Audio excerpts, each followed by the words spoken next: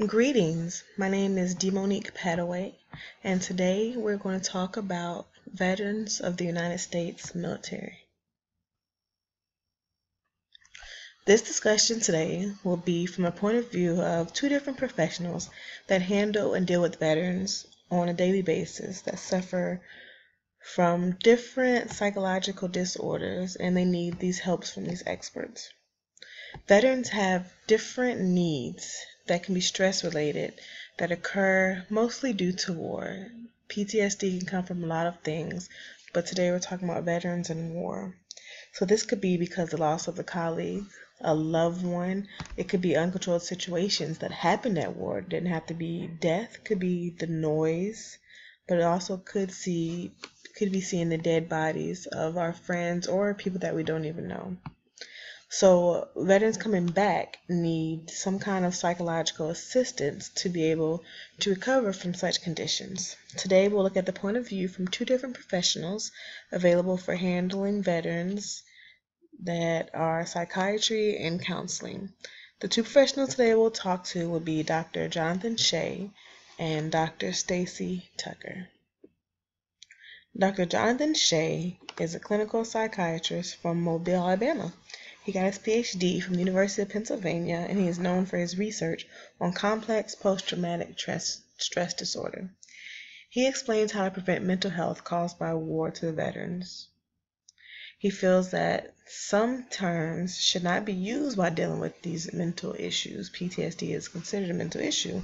So he says the term PTSD in general should be avoided because it brings stigma to the veterans, and this is return procedures can cause stress, which the stress is so intense that it could also be physical injury.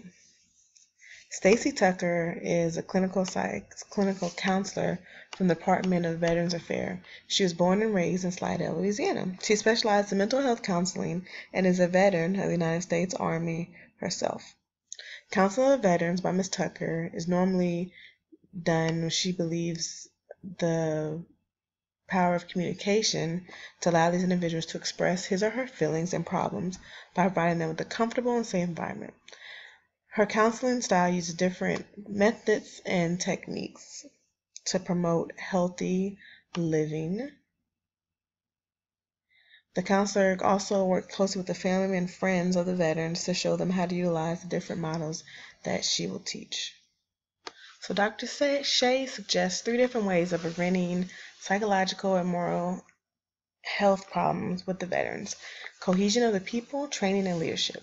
He thinks that people should be kept together and offered training together, since while they are at war, they are normally together when they're going through this PTSD traumatic events. His training involves sending them to a secure place for certain periods of time and returning them back with their family. This will give them time to interpret the situation.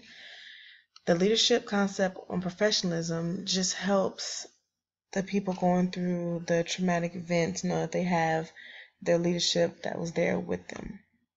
Another thing that Dr. Shea mentions is morale injuries, which occurs when there's betrayal at war. So this doesn't happen that often, but when it does, it's worse for the people if they have the PTSD. If they're facing the enemy, say their commander walks away or one of their coworkers walks away, that's a problem that will increase their PTSD.